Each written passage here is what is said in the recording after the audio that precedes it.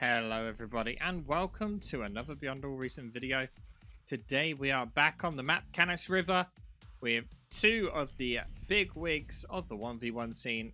Firstly, looking at Mr. Modulo here in the bottom left hand corner, playing as red as Cortex, no factory queued up just yet. And their opponent today is Mr. Ubivator, playing in blue as Armada. Now, one very quick thing, we've just changed the spectator widget here in the top right hand corner. Let me know if you like this one more or if you prefer the other one. This one is a bit brazen. It's quite in your face with all the numbers and stuff, so I can understand if some people don't prefer that, but it should make it more possible for you guys to actually read what's being done up here. Doesn't give me the option now to hover over to give you the difference in percentages. So for example, energy produced is like, 400 difference, but I used to be able to hover over and tell you that. If that information is useful for you, let me know and we will go back to the previous one. Now, Ubivator choosing to go vehicles here and going for some early scouts. Surprisingly got some mine layers queued up here, which is a bit unusual for a 1v1. When you look at Modulo, you can see he's also got scouts, incisors, constructor, scouts, incisors, constructor.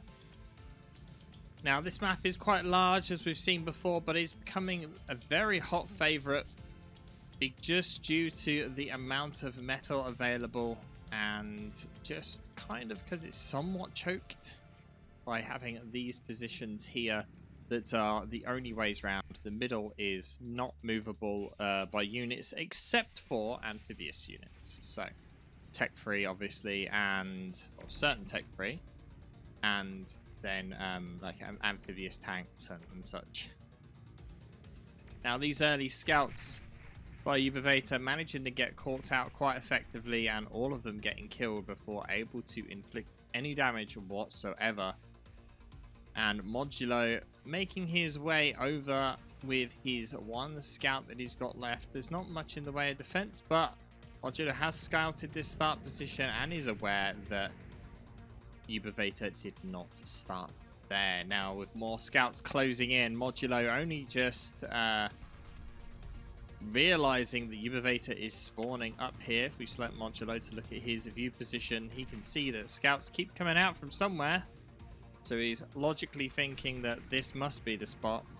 And with Ubivator already having a blitz here to defend, in a pretty strong position here to stop these scouts. But some miss micro on Ubivator's side, making him not actually shoot at either of the scouts.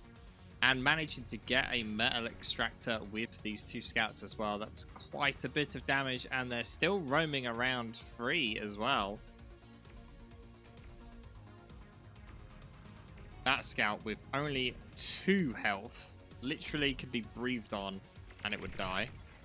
Managing to get another metal extractor though. This is a lot of hindrance to be inflicting to Ubivator in this early stage with just 3 units. And surprisingly, we're seeing a very, very early Canis out here from Ubivator. Modulo able to get another metal point. Now, the Canis rockets do track, so it might be a plan to use these to kind of kill the scouts effectively because of the splash damage. Looks like this 2% health scout here will actually be able to get the mine layer as well. And it does.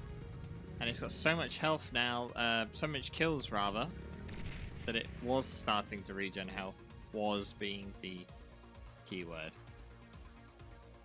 And we can see here as we've zoomed out that Ubivator got very, very, very defensive posturing here by building 2 mine layers, mining this side and wanting to completely wall off this bit here, but didn't manage to complete his wall before he got caught off. And then also building some mines on this northern choke point here, which one of them already gets blown up by a scout moving over. Now, we've seen before that mines do put a very defensive mindset of your opponent.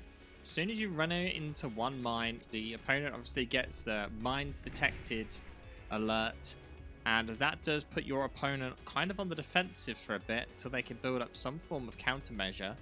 Whereas for Modulo right now, it seems like he's just like doesn't care. He hasn't changed his plans at all. He knows there's mines around, but just doesn't care. There we go, Canis firing the first shots of the match, managing to almost kill that incisor, but with the long reload time here, that is not the best of options to go against these incisors. Would work quite well if they were grouped up, but this one should do better, being that there's less for him to worry about. But we'll see, these incisors will probably get in now and do even more base damage. And Modulo just doing an amazing job here at harassing. He's pretty much been on top of Ubivator the entire game so far. All of the numbers, though, were very much in favor of Ubivator for now. Although, literally, as soon as I've finished that sentence, it's completely switched over to Modulo's side. Able to inflict more and more damage here, and looking to also get a construction vehicle here as well. Ubivator losing a lot, and this is going to put him behind. Losing that construction vehicle is kind of a big loss. Meanwhile, Modulo seems to have taken a bit of time here to eco up a bit with 2 construction turrets and 5 construction vehicles now in home base, just assisting factory. Kind of got a bit too much, maybe working on that factory right now. He's got one guy building wings slowly, and you can see that he's actually got quite a bit of metal sat by, so maybe building another construction turret would be wise here, or expanding with multiple constructors attached to things would help as well to expand quicker. Now, losing a lot of units to mines already. Getting a self-destruct though on Ubivator's mine layer will deny any form of reclaim. But both players expanding in a fairly similar rate. So when you think about it, okay, we remove that random drawing. Ubivator already had this, okay? He has lost it since then. Whereas Modulo is only just starting to take this. So although the numbers are very much in the red, there's not that much of a difference, he says, as it's almost 2k difference in metal produced right now. So yeah, advantage currently Modulo, but Ubivator is a very strong player. All it takes is for a commander to be caught off guard, and plenty of LLTs here being built on this shoreline area, and nothing is going to get through that, at least for now. And Modulo actually prioritizing getting the metal before anything else there, and just kind of taking his time, it seems. He's done quite a lot of damage, which is why he's so far ahead.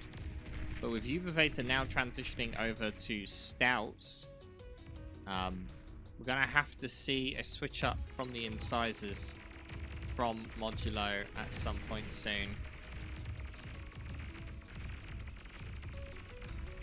Quite a lot of blitzes here. A lot of them have been killed. Some friendly fire damage coming from that Canis.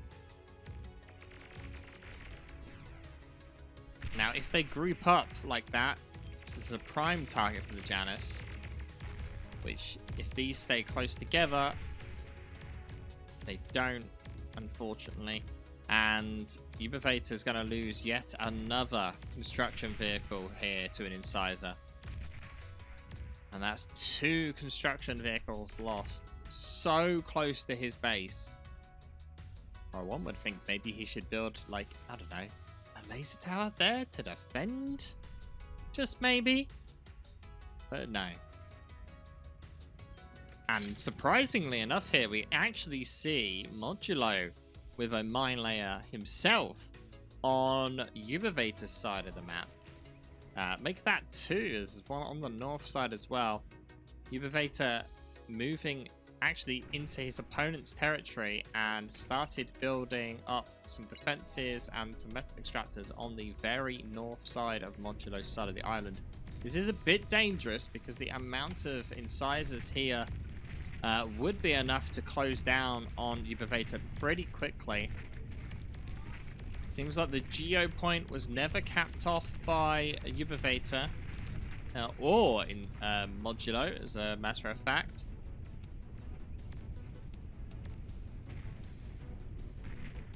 Nice shot there by that Stout, managing to secure that.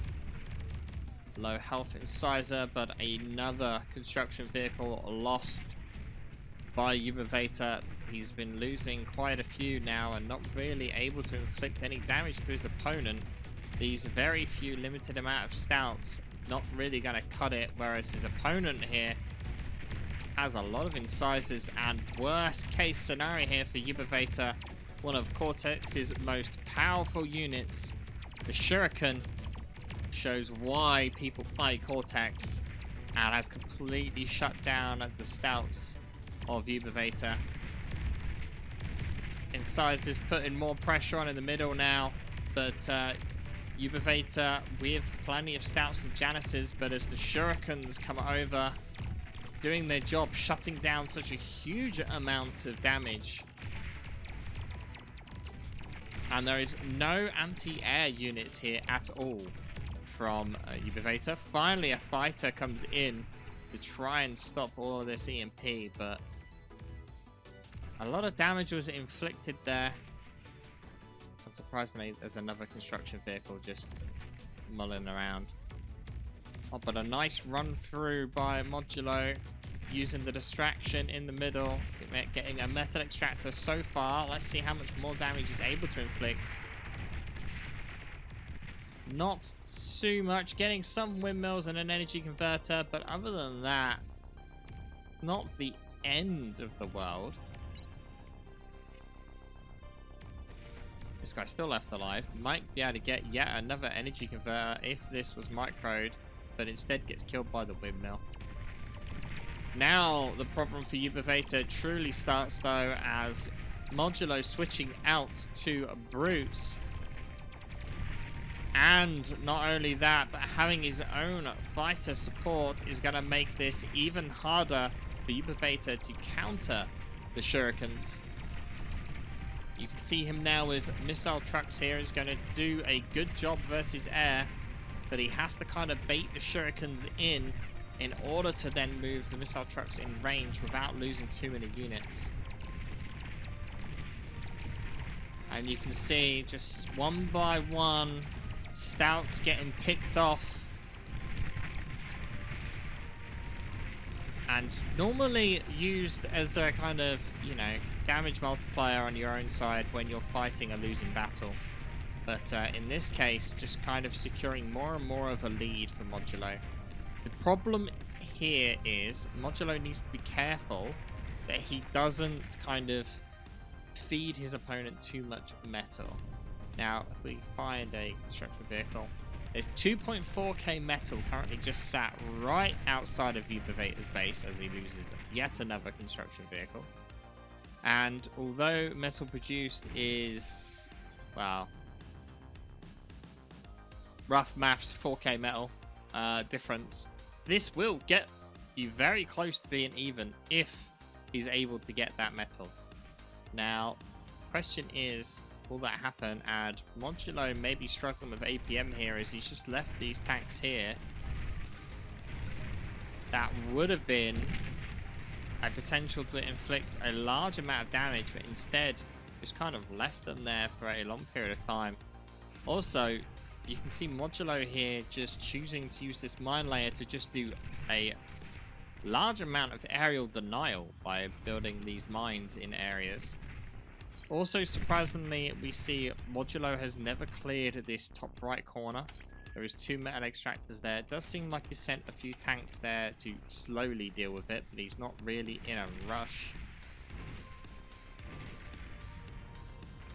And Modulo's commander in a potentially dangerous position, being down basically the opposite side as this little bit at the bottom here. He's only got 2 metal extractors, 2 laser towers there to defend from any form of ground attack. Now, Ubivator's commander very close to that minefield, and now with these bunch of tanks knowing where the commander is he going to go for the commander, or is he going to try and get damage dealt to the base? He doesn't really have the units anymore, and you can see Resbots actually been deployed here to try and resurrect and turn this fight around. Ubivator's comm, though, walking into a minefield.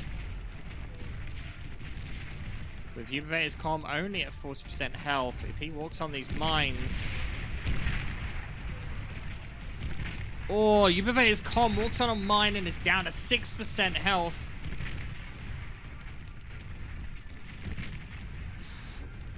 But luckily enough for Ubivator, there is not enough forces to break through the stouts, and Ubivator's comm is kind of safe. He does need to be careful, as his opponent does have a group of tanks moving up to clear up this north bit, but Ubivator's commander back up to 10% health. But Ubivator really struggling. He does have a bit more of an overwhelming force now of tanks. If he can keep the Resbots alive, there is a chance he might be able to turn this around. Modulo is just feeding more and more units to Ubivator. He's able to contain him and kill any expansion that Ubivator does get. Whereas, obviously, metal produce wise, we're seeing a 28% difference in metal produced. That's almost 9k metal difference now at this point. And army value, though, is getting closer and closer to the 0 mark as time goes on, as these Resbots resurrect everything. So the question is, the Shuriken plan isn't going to work anymore. His opponent has way too much in the way of fighters. So what is Modulo's plan here? Modulo's still producing surprisingly pounders and lashers. Nothing from the bot lab, and just fighters from the air lab. Now there are enough missile trucks here that they may clear up most of the fighter screen. And the minefield has still not been dealt with either. But as you can see, the quantity of res bots here, there's a lot of metal to be had on the field here. And rather than just eat the metal to make new units, the priority for Ubivator is the resurrect stuff. Now we do see this fight here, but at the same time there's a push down along the bottom side, and Ubivator has lost this fight on the north. On the southern side, he doesn't really have anything there yet. Ubivator desperately trying to throw any units he gets back towards this kind of army here. He's kind of ignored this bottom side altogether. And now this is a problem, as we have 9 brutes here making its way directly towards the base.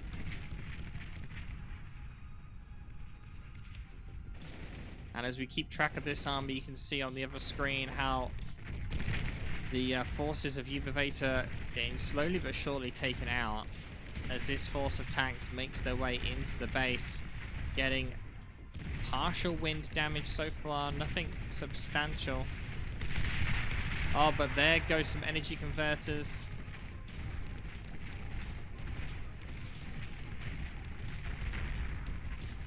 And never mind, this was substantial, as the aircraft factory gets taken out. And so does more energy converters, probably any second now. There we go. And I can see this being the end for Ubivator, losing pretty much his entire energy production. All of his energy converters. And as we look over to the final bits of this fight, Ubivator's comm extremely low on health. And in comes a tremendous amount of bombers. And there is no surviving that as Ubivator gets taken out. And Modulo is victorious. Battle ended.